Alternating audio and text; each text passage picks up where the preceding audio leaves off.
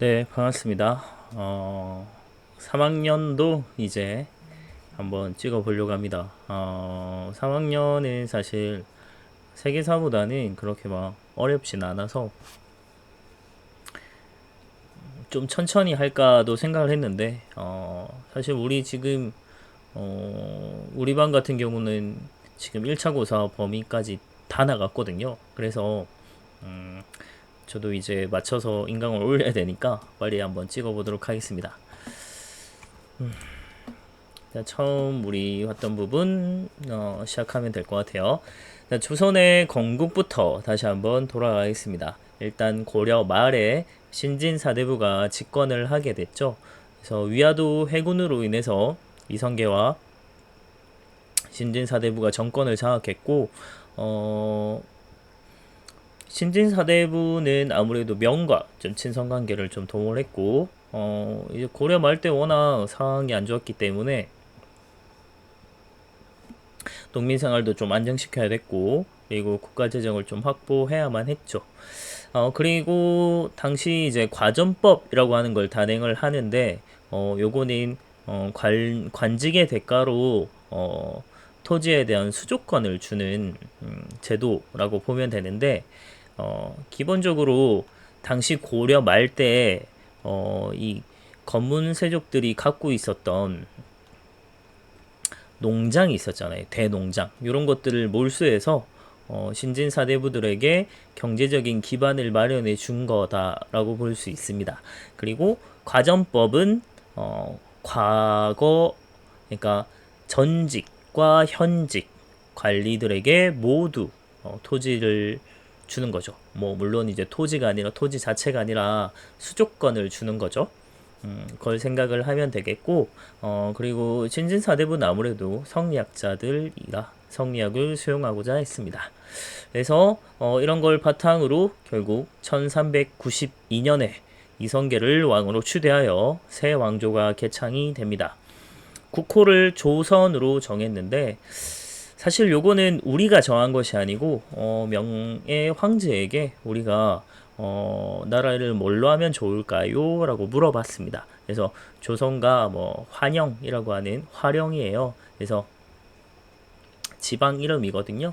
이성계의 근거지 쪽인데 걸로 할까 조선으로 할까 라고 보냈더니 명의 황제가 너희는 원래 조선이지 않느냐라고 해서 우리가 조선이 되었고요. 그래서 우리 앞서 이제 고조선과 이제 구분하기 위해서 고조선도 원래는 조선이라고 했잖아요. 그래서 앞에 꽃자를 붙여서 고조선이 됐고 이제 우리가 지금 들어갈 이거는 조선이 된 거죠. 자, 그리고 수도를 천도합니다. 그래서 1394년에 한양으로 천도를 하게 됐고요. 유교 이념에 따라 궁궐과 종묘를 건립을 해요. 왜 한양일까라고 하는 게 여러 가지 좀 생각을 해봐야 되는데 나름 나라의 중앙이기도 하고요. 한강을 끼고 있어서 교통에도 유리하고요. 그리고 일단 기본적으로 고려 때부터 이미 남경길지설이라고 풍수지리적으로도 아주 좋은 땅이었습니다. 그래서 북악스카이, 뭐 남산 이런 거 들어봤을 거예요. 그래서 서울에는 요 북악산, 뭐 남산 이런 거 산으로 사실 되게 둘러싸여 있는 분지 형태거든요. 서울이. 그래서 이런 거는 방어에도 일단 유리하고 그리고 앞에 큰 강을 끼고 있어서 풍수지리적으로도 좋지만 교통도 아주 유리한 한강 따라서 쭉 내려가면 서해로에서 바다까지도 진출 가능합니다. 그래서 이 한양이 아주 좋은 땅이었다라고 볼 수 있어요. 그래서 여기에다가 이제 사실 건국한 이후에 수도를 옮긴 이유는 개경이 사실 고려에서는 가장 좋은 땅이잖아요. 그러니까 개성 지금의 그 개성이라고 하는 곳에 물론 이제 그냥 머물렀을 수도 있어요. 근데 아마도 고려의 기존의 이제 귀족 세력들의 세력 기반을 좀 없애려면 수도를 천도하는 게 훨씬 좋죠.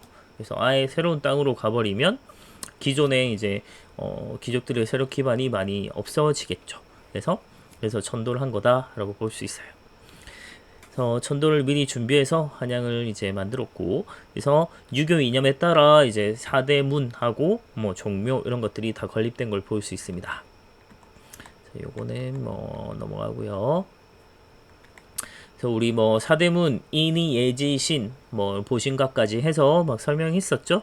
그래서 그거 기억해두면 되겠고요. 그래서 유교 인형 인이 예지 신 이렇게 따서 이제 사대문 명칭이 정해졌고요.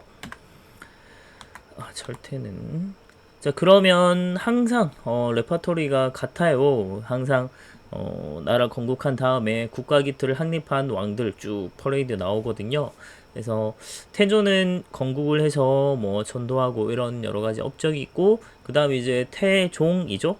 태종 이방원 같은 경우는 사실 태종이 좀 약간 재평가되어야 된다 하는 부분은 사실 과거에 급제할 정도로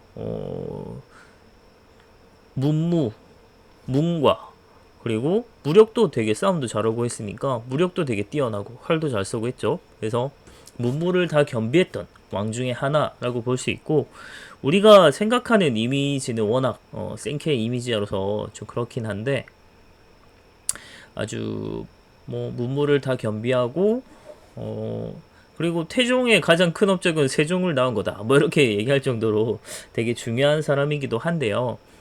일단 원래는 왕이 될 수 없는 사람이었는데 1, 2차 왕자의 난을 거쳐서 형제들을 다 제거했죠. 그래서 집권 후에 즉위를 하게 됐는데 물론 이제 바로 앉진 않았죠. 우리 태정태세잖아요. 그래서 자기 형을 먼저 정종으로 앉혀주고 그리고 자기가 양이 왕위를 물려받는 형식으로 이제 왕위를 앉게 됩니다. 물론 이제 형을 앉혀준 거는 약간 자기가 뭐 욕심내서 이렇게 왕이 되려고 했다 이런 걸 좀 약간 물타기 하려고 좀 그런 것도 있고 형 그냥 허수아비로 앉혀준 거죠. 그래서 즉위를 해서 사병도 혁파했고요. 그래서 군사권도 장악하고 왕권을 굉장히 강화시켰던 인물 중에 하나죠. 그래서 사실 태종 때 엄청나게 많은 왕권을 강화시켜 놨기 때문에 세종 때는 조금 더 평화롭게 안정된 왕권을 바탕으로 아주 조화로운 정치를 할 수 있었다 이렇게 볼 수도 있어요. 일단 태종 때는 호구조사 새로 하면서 호패법이라고 하는 뭐 일종의 지금의 민증 같은 거죠. 그래서 성인 남자, 양인 남자들에게 전부 다 호패를 지어줬고요. 요거에 따라 인구도 파악하고 국가 재정을 좀 안정시킬 수 있었습니다.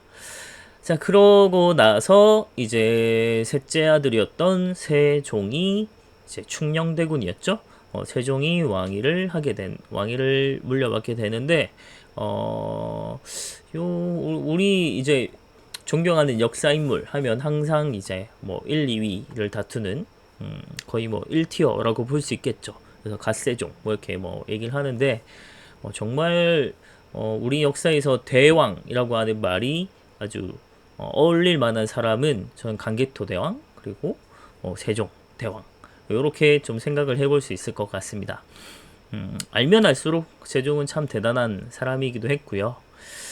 그리고 이 사람은 편전을 설치하고 그래서 경연도 막 실시하고 하면서 여러 가지 뭐 학문적으로 발달한 것도 있고 문화적으로 발달한 것도 있고 또 세종은 과학적으로도 굉장히 뛰어난 업적을 많이 남겼고 또 군사적으로도 지금의 우리의 국경선을 확보했던 사람이기도 하죠.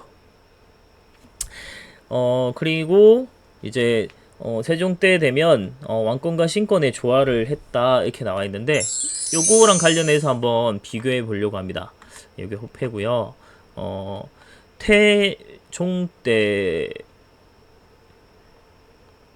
때랑 이제 세종 때랑 좀 비교를 해보면 태종 때는 이제 육조 직계제라고 하는 걸 시행을 했고요. 그리고 세종 때는 의정부 서사제라고 하는 걸 시행을 했는데 기본적으로 조선의 정치는 의정부 서사제가 기본적인 틀이라고 보면 돼요. 국왕 아래 국정을 총괄하는 의정부가 있고 의정부 아래 이제 여러 행정 실무를 담당하는 육조가 있는 이런 구조인데 그래서 보통은 이제 원래는 6조에서 뭔가 일이 있을 때 의정부에 보고를 하면 의정부에 있는 삼정승, 영의정, 의정, 좌의정 요 세 명이 이제 막 회의를 해가지고 정책을 막 이렇게 하면 좋겠다라고 국왕에게 건의를 하면 국왕이 좋다 그렇게 해라 라고 탁 옥새 찍어줘서 재가를 해주면 의정부가 또 그걸 받아가지고 좀 세부적인 계획을 이제 6조에 내려주면 6조에서 이제 실무를 담당하는 이런 형태로 이루어져요. 그래서 의정부 서사제에서 사실 중심이 되는 거는 이 삼정승이라고 하는 사람들이죠. 이 사람들이 되게 국정을 거의 총괄한다라고 보면 되는데 태종 같은 경우는 이게 싫은 거죠. 어디 건방지게 재상이 다들 통치하고 있어. 이게 내가 왕인데. 그래서 앞으로는 6조에서 의정부 거치지 말고 나한테 다이렉트로 바로 보고해. 그래서 직계 다이렉트 직접 바로 올려라 이거거든요. 그래서 6조에서 의정부를 패싱하고 국왕으로 바로 올리고 국왕도 의정부를 패싱하고 6조로 바로 명령을 내리는 이런 체제. 그래서 6조 직계제를 시행을 하면 왕권을 강화했다. 이렇게 좀 보면 됩니다. 나중에 한 번 더 등장을 하죠.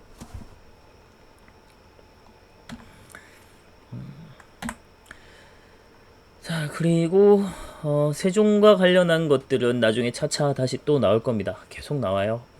그때 다시 보고요.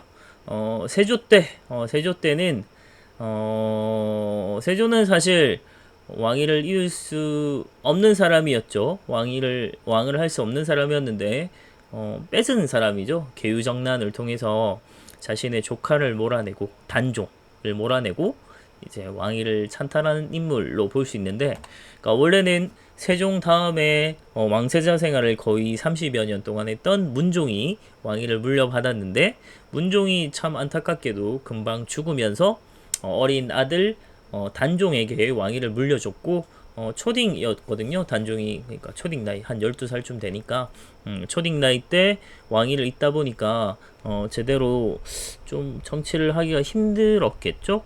네, 그래서 문종이 죽기 직전에 삼정승에게 왕을 잘 보필해 달라라고 요청을 하게 됐고, 그러다 보니까 이 삼정승들이 너무나도 권한이 막강해져요.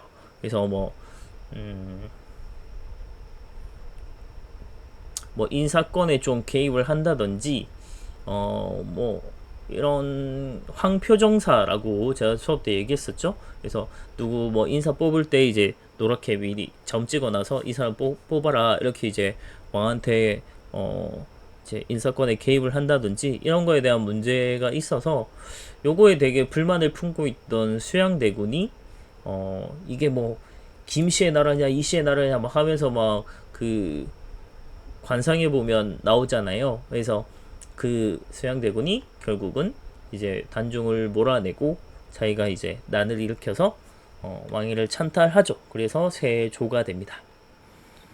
그래서 이게 관상에 뭐 우리나라 역대 뭐 영화 등장신 중에 뭐 최고의 명장면이다 하는 것 중에 하나가 요거죠. 관상에서 수양대군이 이렇게 등장하는 장면 처음. 그래서 세조가 왕이 돼서 왕권 강화가 목표였다고 자기는 얘기를 해요. 왜 찬탈했는가 했을 때 그래서 집현전 이런 거 폐지하고 경연 이런 거 폐지합니다. 경연이 신하들하고 왕하고 막 학문적인 토론을 하고 이런 거거든요. 그래서 신하들이 왕보다 더 많이 알고 이러기도 하니까 학문적으로 막 학문적으로 왕한테 막 설명해주고 막 간섭하고 이럽니다. 세종은 그런 거 듣기 싫다는 거죠. 그래서 아예 폐지시켜버리고 의정부의 권한을 축소해버립니다. 그러니까 아까처럼 이제 6조 직계제를 다시 시행했던 게 세조예요. 그래서 왕권 엄청나게 강화시켰던 인물이고요. 그러니까 조선사에서 이제 6조 직계제를 시행했던 거는 태종하고 세조 이렇게 두 명뿐입니다. 그래서 기억하기 쉽겠죠. 그리고 직전법이란 걸 실시했는데 우리 앞서 이제 조선 건국하기 전에 과전법 시행했었잖아요. 근데 과전법에는 핵심이 보면 전직, 현직 모두에게 이제 땅을 준 거잖아요. 근데 한번 생각해 보세요. 현직한테 주는 건 뭐 당연한 겁니다. 관리로서 일을 하니까 대가를 주는 건 당연 봉급 주는 건 당연한 건데 과거에 해당하는, 그러니까 전직에 해당되는 관리들 같은 경우는 계속 해마다 점점점 쌓여갈 거 아니에요. 네, 그러다 보면 점점점 토지가 부족해졌겠죠? 그래서 세조 때는 그걸 해결하기 위해서 그냥 전직은 과감하게 다 잘라버려요. 그래서 현직에게만 주도록 하라 라고 하는 게 이제 직전법이에요. 그리고 뭐 국방을 강화한다든지 이런 것들을 좀 했습니다. 자, 그 다음에 우리 태정태세 문단세 예성 연중 임명선이거든요.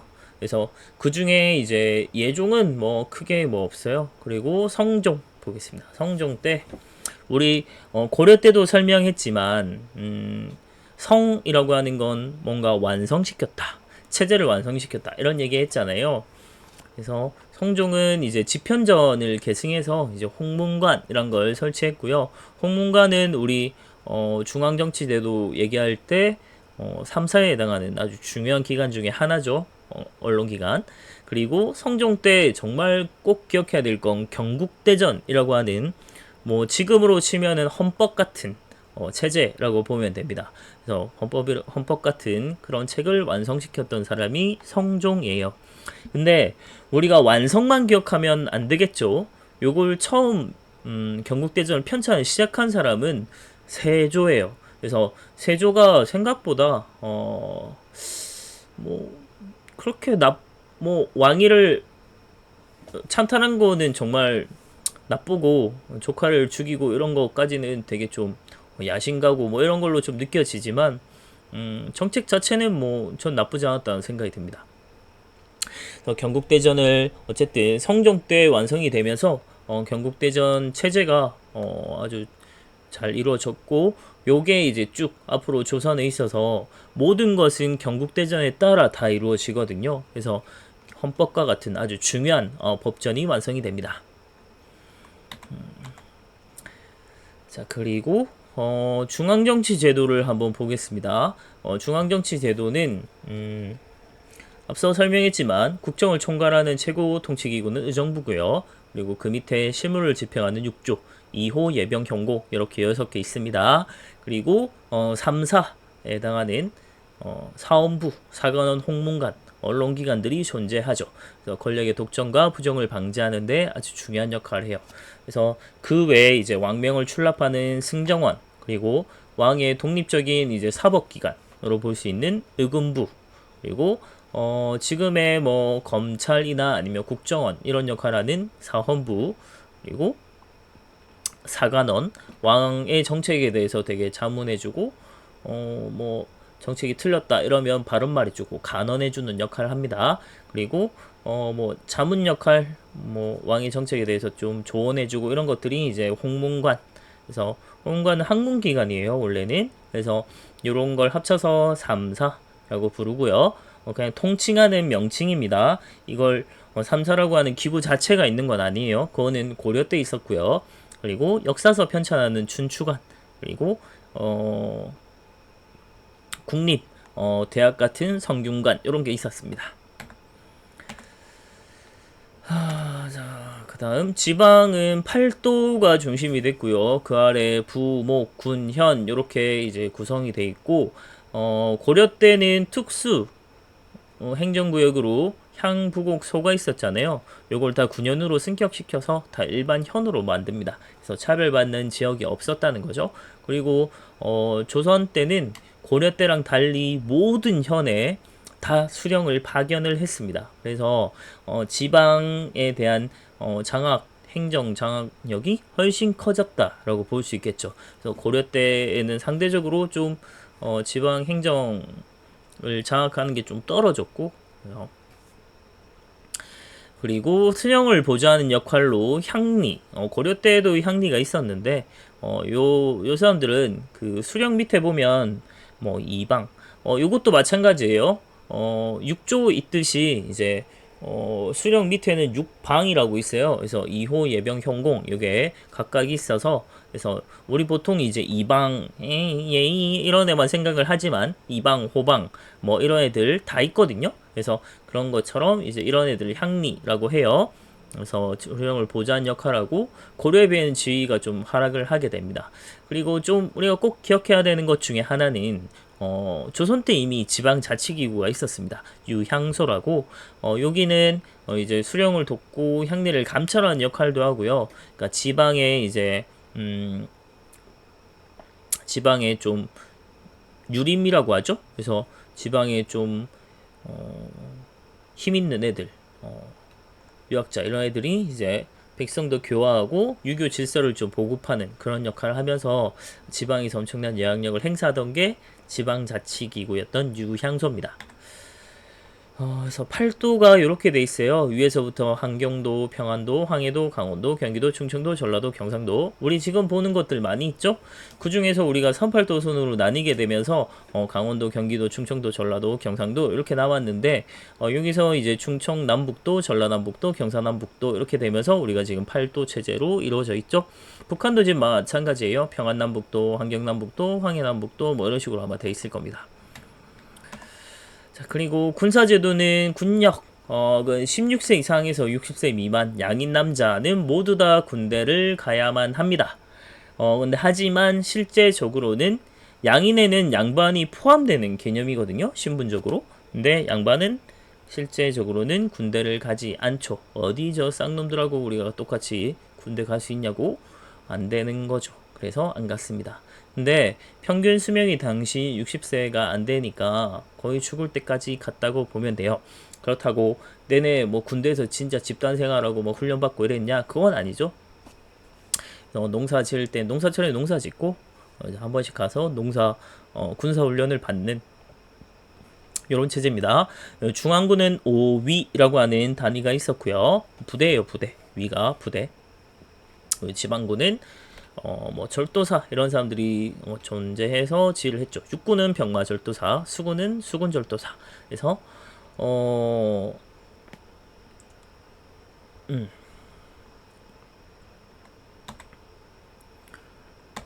나중에 우리 뭐 또 신기전이나 이런 거 화차나 이런 거 설명할 일이 있을 거예요. 그때 한번 보겠습니다. 교육과 관리 선발제도. 교육은 초등교육을 담당하는 건 지방의 서당들이 있었고요. 그리고 중등교육 담당하는 것은 한성에는 사부학당, 그러니까 서울에는, 지방에는 향교가 존재했죠. 그래서 여기 경전음악 교육을 했고요. 그리고 이제 대학에 해당이 되는 게 고등교육 해당되는 게 성균관이라고 보면 됩니다. 성균관은 아무나 들어갈 수 있는 건 아니에요. 그리고 관리선발제도는 기본적으로 과거제 그리고 음서도 존재를 했습니다. 조선 때도. 근데 고려 때는 음서를 통해서 들어오면 고위직으로 얼마든지 올라갈 수 있었는데 조선 때가 되면 음서로 들어온 사람들은 고위적으로 진출이 안 돼요. 그리고 자기 스스로도 음서로 들어오게 되면 조금 좀 창피한다거나 그리고 음서로 들어온 사람들을 좀 무시하고 이런 것도 있었대요. 그러니까 고려 때에 비해 조선은 훨씬 더 능력 중시 사회가 되었다라는 걸 좀 볼 수 있습니다.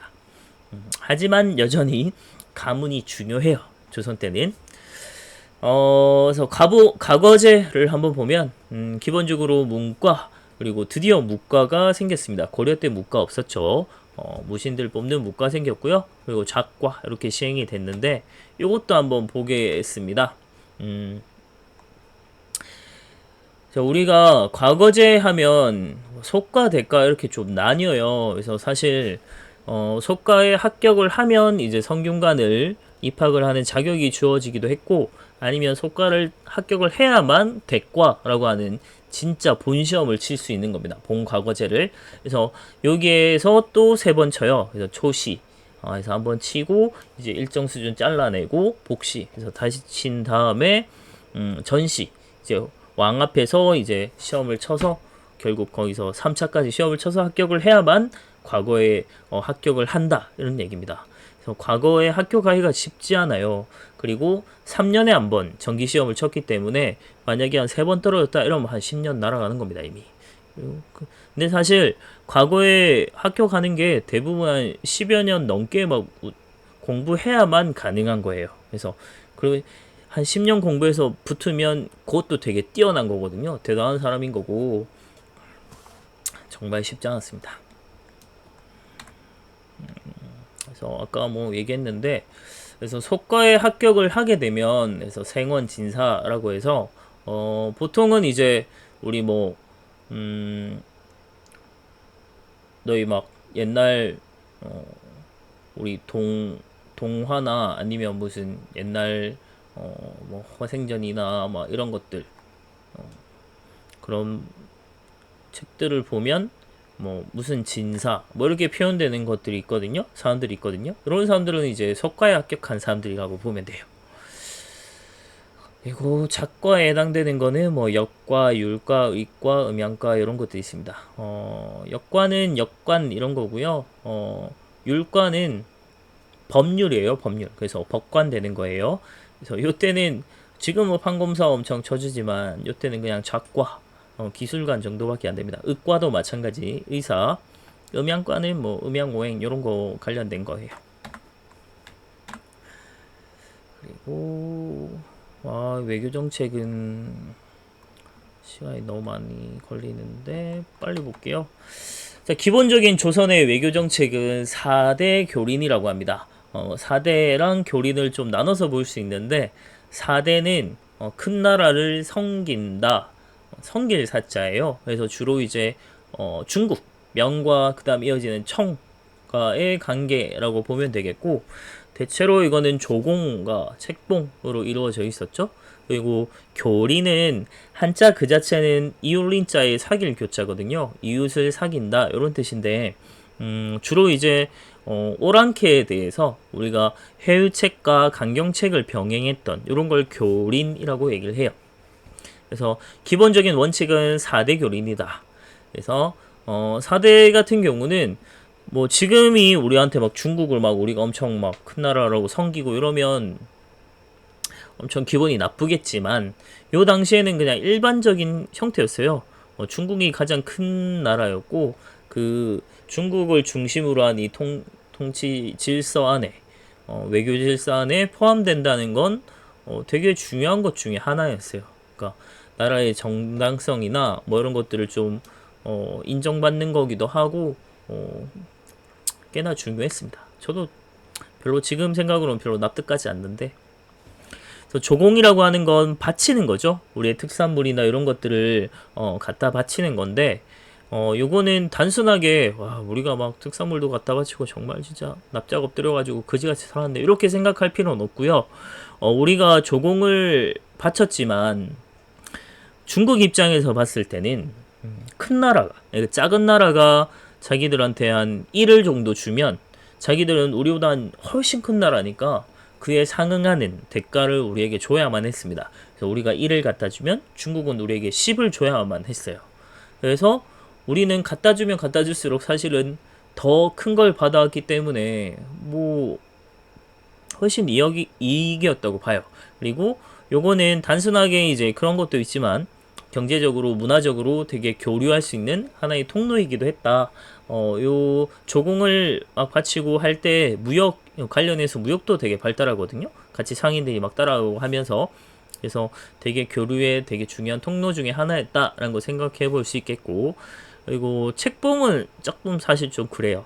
그러니까 우리가 왕을 우리가 정하는 게 아니고 명황제가 책봉을 해줘. 너 왕해. 조선 왕해. 이렇게 이제 임명해주는 형태여가지고 우리가 왕을 정할 때도 좀 허락을 받아야 되는 좀 그런 기분 나쁘지만 근데 당시로서는 뭐 인정을 받는 왕이다. 이런 점에서 굉장히 좀 정치적으로 정당성도 가지게 되고 국내 정치를 안정하는 데 되게 중요한 것 중에 하나였어요.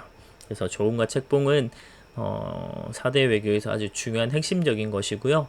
그다음 교리인 같은 경우 뭐 당근과 채찍이라고 하는 외교 용어가 있는데 그게 딱 맞아요. 그래서 회유 말 잘 들을 때는 회유해주고 말 안 들으면 때리고 그래서 강경책 병행하는 이런 체제입니다. 그래서 아까 얘기했듯이 명가는 4대 외교였고요. 그리고 여진이나 뭐 일본 외놈들 이런 애들은 이제 교린에 해당이 되는데 특히 이제 여진은 우리랑 국경을 딱 접하고 있어서 꽤나 우리랑 고려 때도 그렇고 여러 번 많이 부딪혔죠. 그래서 얘들이 말 잘 들을 때는 회유책을 해서 여진족에게 관직도 주고 토지도 주기도 했고요. 그리고 또 기순도 장려하면서 귀화한 애들도 꽤 돼요. 여진 애들 중에. 그래서 우리 중에도 아마 있을 수도 있습니다.